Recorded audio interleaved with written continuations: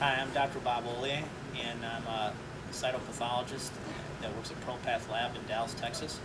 And today the purpose of this video is to go over the procedure of fine needle aspiration biopsy. I guess I'd like to start by just introducing myself. As I said, my name is Dr. Bob Oliai. I'm board certified in Anatomic and Clinical Pathology and Cytopathology. And I've been fortunate enough in my years of training at Johns Hopkins Hospital and Memorial Sloan Kettering to be able to participate in many fine needle aspiration biopsies. And today I'm just going to go over the entire process from start to end, and hopefully there may be something of interest or use or some tips that I've picked up on the way that may help you. If you are doing fine needle aspiration biopsies and you're having good luck and good success, then I wouldn't change a thing. I would just keep doing what you're doing. But maybe there's every once in a while you're having problems with adequacy or having a hard time getting material, and all of us have. I have as well.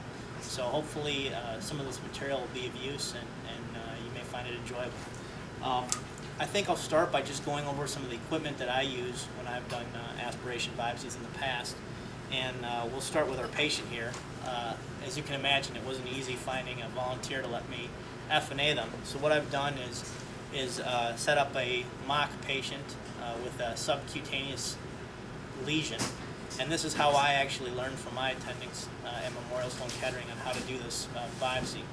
And what we've done is we've just taken some liver, some beef liver, and we've put a plastic glove or a rubber glove around it to simulate skin. And we're gonna use this as our patient with a subcutaneous nodule. We have slides.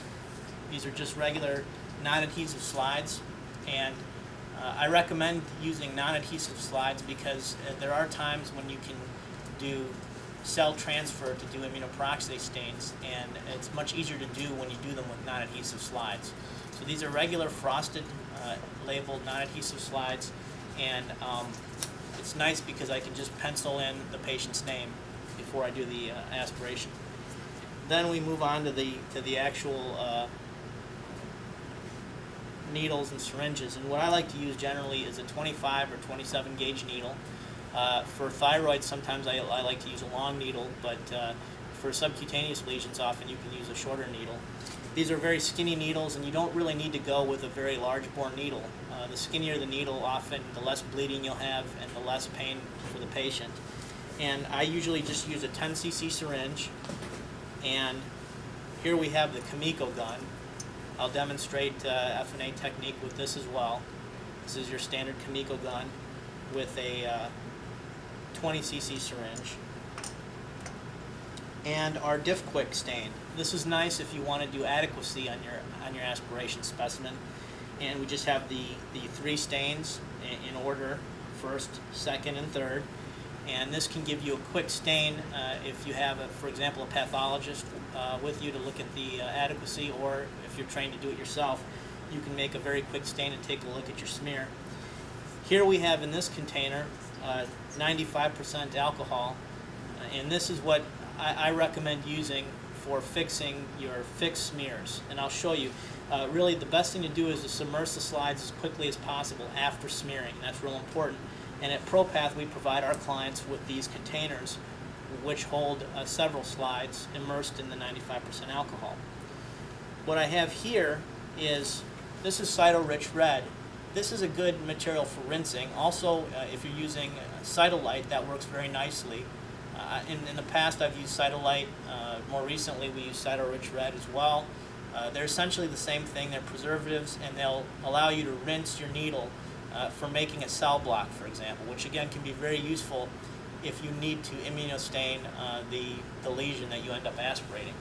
And I also included with this a little tube of RPMI to remind folks that, especially if you're aspirating a lymph node, if you get a couple good passes, really what I like to do when I aspirate a lymph node is to get a pass or two just to see that I'm in the lymph node. And if there's a worry about a lymphoproliferative disorder or lymphoma, you can rinse the needle in RPMI, and if you get a good pass or two, and you rinse the entire thing in RPMI, you can often submit that for flow cytometric analysis successfully. Generally, to do flow cytometric analysis, you need about 1 million cells, and if you get a good pass or two in the RPMI, you generally will have that, and I've been very successful in the past doing flow cytometry on good FNA specimens and getting good results. And this is just a small amount of RPMI in a tube. This is what RPMI looks like when it comes in a container from the supplier, and you just can put that right in one of these conical tubes and be ready to use it. So that's the equipment that I like to use. Also, I should mention just a number 2 pencil is very useful for labeling slides, and it's useful with the eraser end in a trick that I do sometimes if the material gets stuck up in the hub. So kind of after going over the equipment that I like to use, of course, also just regular slide containers and labels and alcohol wipes. I'd like to just briefly touch on getting consent and the sort of the things that you need to kind of go over before you start doing the biopsy. Generally, when I've gotten the consent from patients in the past, you always have to mention the risks. FNA biopsy is really quite safe. The main risks would be bleeding, and I've told patients in the past, of course, if they want to take something for pain after the procedure, I generally recommend Tylenol rather than an aspirin because they can hemorrhage a little bit into the aspiration site. And infection. And I've never had a problem with infection in the past, nor have any of the services I've been on. And the reason why is because before I go in with the needle, as you'll see, I take great care to cleanse the skin surface with a number of alcohol wipes and alcohol wipe passes. So I generally have not had I've never had a problem with infection. And the other thing I tell patients when I do the procedure is that it's not really a risk, but the other thing that can happen is we simply cannot sometimes get material to make a diagnosis on FNA biopsy, and they should realize that that's something up front that can happen. And in those cases, there would most likely be a surgical biopsy done in order to get the material to make a diagnosis. I always find if the patients know that up front and for whatever reason you're not able to get the material, then at least they've been explained that up front and they're not shocked. But generally, you have no problems getting good material with FNA biopsies, especially if the lesion is superficial, and that's what I'm going to demonstrate today. I'm not going to be doing radiological assisted FNA biopsies. I haven't done that in the past myself. I have done adequacy on those for the radiologists, and the mass should be big enough that you can palpate it, and that's really important, I think, because there's been times in the past, for example, with my attendings and I, when we've been called into cases where the masses are so small that we simply can't successfully palpate the mass. In that case, you're really generally not going to get a good FNA biopsy. It's sort of like the old adage, garbage in, garbage out. So, if it's too deep or it's a minute little lesion, it may be perhaps better done under radiologic guidance. And then the other thing, I generally do not aspirate. The thing I really avoid aspirating on a superficial lesion is any pulsatile mass. I do not like to stick a needle into any pulsatile mass for obvious reasons. And I think there was one case in the past where I was called to do an FNA biopsy and noticed that the mass was pulsatile, and I just don't do those for obvious reasons. So that said, I guess we'll get into the procedure of doing the biopsy. And again, we have our patient here, and we've gotten our consent. And I think what I'll show first, what I'll demonstrate is I'll walk you through the 3 major techniques I've seen done. What I will call sort of the pen style FNA biopsy. And this is what I prefer doing. It's what I've trained on and what I feel most comfortable with. The Kimiko Gun. I generally only use these when I'm doing FNA biopsies and getting material for lymph nodes for flow cytometry, in which case I think the suction sometimes helps. And occasionally I'll use this with a thyroid. What I have noticed with this Kimiko Gun is when patients see this coming, they tend to be anxious. And so, of course, nobody wants to see the business end of this. So, I tell them that from their point of view, the stick is going to be the same. It's not going to be any more painful. But I generally reserve this for only special occasions, for example, lymph nodes, where I want to get lots of material from the aspiration, and sometimes thyroids, because patients do seem to get uncomfortable when they see this coming. And also, I'll just demonstrate a technique that I think the Europeans use, which is just free hand with the needle.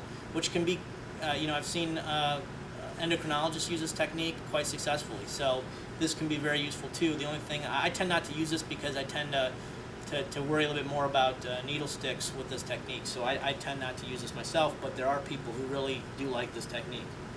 So that said, I'll start by this is our lesion. It's palpable, it's large enough to be palpable, subcutaneous lesion, and what I start with doing is just taking some alcohol wipes and cleansing the skin surface. So I'll do that, and I just carefully cleanse this surface.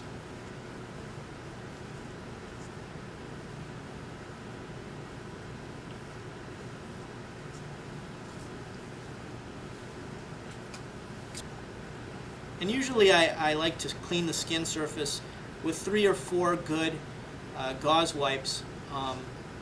One guide I have is, especially when you look at the wipe, when you start seeing it come back clean or without makeup and that kind of thing, I think it's quite clean and ready to do the aspiration biopsy. But usually it takes me about 3 or 4 times of just cleansing the surface of the skin.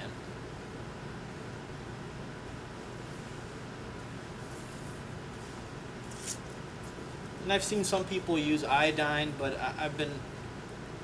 it's been fine to use alcohol wipes. Has worked fine for me. So now that the skin is cleansed, I usually just take a piece of gauze and I just let it dry.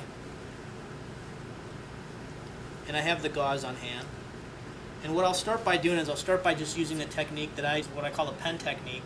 And this is just a 20 cc syringe without the plunger and the needle. You can use a smaller syringe and a smaller needle if you'd like. I tend to use a 25 or 27 gauge needle. You can use a short one if you want. And I just uncap. The one thing that's real important in doing superficial fine needle aspiration biopsies is to fix the lesion with the 2 fingers of the hand that's not holding the needle. Especially in lymph nodes, for example, or thyroids, when you're not fixing the mass with your fingers, between your fingers, it has a tendency to roll away on you, and you can sometimes not get into the lesion. So I like to really pin the nodule down with my fingers, and I just go in with one smooth motion. And really, when you're in the lesion, the key to getting material really isn't so much in aspirating or suction. It's in moving the needle in and out vigorously. You can see how many times I'm doing that, and this is what disrupts the tissue and causes the cells to go up into the needle and into the hub. And you just want to do this kind of a rocking motion, but vigorously, in and out, almost like you're sawing.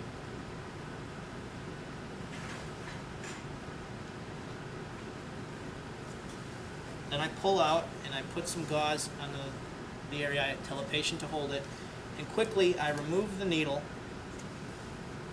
put the plunger, and the reason to remove the needle is to avoid losing your material. And I have my slides ready.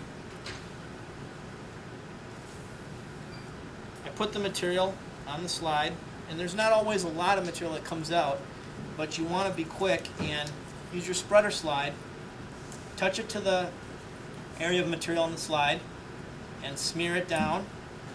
Put that one in alcohol rapidly so you don't get air drying artifact, and then with the remaining make another smear, and you can use this to air dry it. And we can air dry just by waving the slide around, and I'll show you another trick that I use sometimes when you have a very bloody specimen. This one's not a very bloody specimen. This is mostly material, and it's on the slide, and then you can use your diff quick to do a quick stain, and you just do a few dips in the first solution, a few nice dips in the second solution,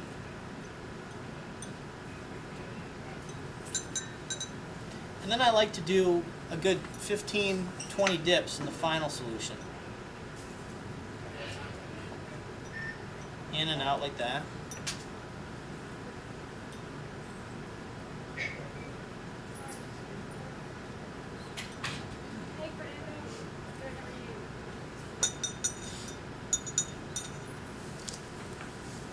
And you just wipe the back of the slide down. And you can see on the slide, you can actually see the material. You can see that blue material on the slide.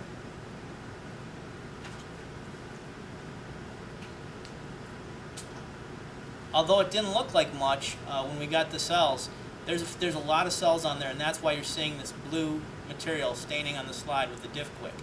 Now, for example, say we had a bloody specimen, and we wanted this to dry because we want to put this in a container. You know, of course, you want to have it put in a slide container, even if it's not stained. A lot of these specimens are wet, and they're bloody, and we don't want to necessarily put a wet slide in a container and shut the container, because what will happen is you lose your slides when the blood and the material stick to the cardboard.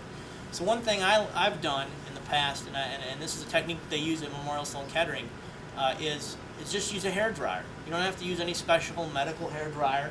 You just need a hair dryer. Any hair dryer that you get in any Walmart or any kind of store like that, any drugstore will work. And here we have just a Conair hair dryer. And here's our slide. And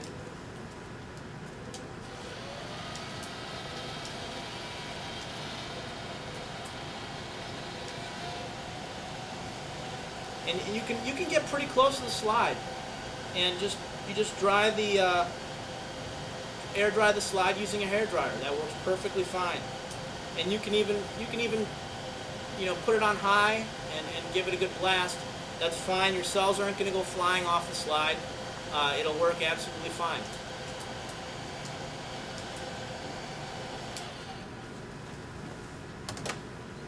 And now we have a nice air-dried slide.